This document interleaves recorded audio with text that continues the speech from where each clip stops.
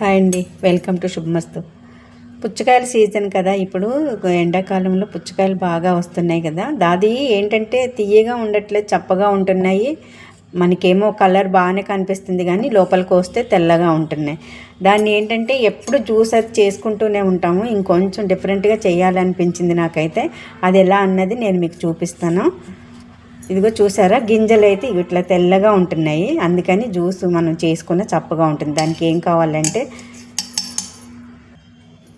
చూసుకోండి, ఇదేమో పటిక బెల్లం పొడి. ప్రతి దాంట్లో పటిక బెల్లం పొడి చేసుకుంటున్నాను కదా, అది పటిక బెల్లం పొడి స్వీట్ కోసం. అది చప్పగా ఉంటుంది కదా, కొంచెం స్వీట్ వస్తుంది. అలాగే ఒక నిమ్మకాయ వద్ద అన్నీ ఇందులో పిండేసి మెత్తగా మిక్సీ పట్టేసుకుంది. చిటికెడు సాల్ట్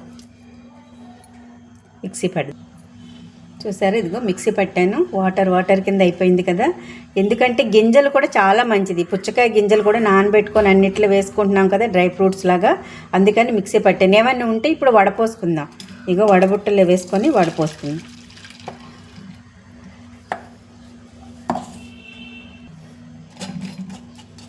ఏమీ లేదు, గింజలు కూడా మెత్తగా నలిగిపోయి జ్యూస్లోకి వచ్చేసినాయి అన్నమాట. పుచ్చకాయ గింజలు చాలా మంచిది. ఈ పిప్పిని కూడా నేనైతే పాడేయను. నేనైతే దీన్ని స్పూన్తో తీసుకొని తినేస్తాను తర్వాత. బాగుంది కదా, లిక్విడ్ చాలా బాగా తయారైపోయింది. దీన్ని ఒక బాటిల్లోకి వేసుకొని ఫ్రిడ్జ్లో పెట్టుకొని చల్లగా మనం తీసుకోవచ్చు.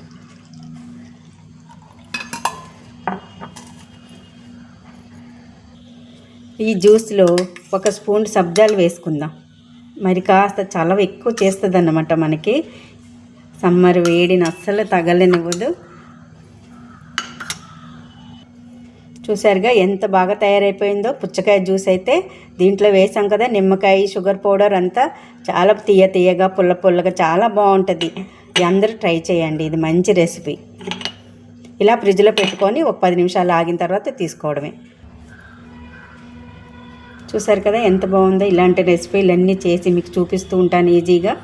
నేనైతే ఎంజాయ్ చేస్తున్నాను రోజుకు ఒక రకం జ్యూస్ చేసుకొని. మీరందరూ కూడా చేసుకోవాలని నేను ఇవన్నీ మీకు చూపిస్తున్నాను. ఓకే అండి, మళ్ళీ మరో మంచి వీడియోతో మళ్ళీ మీ ముందుకు వస్తాను.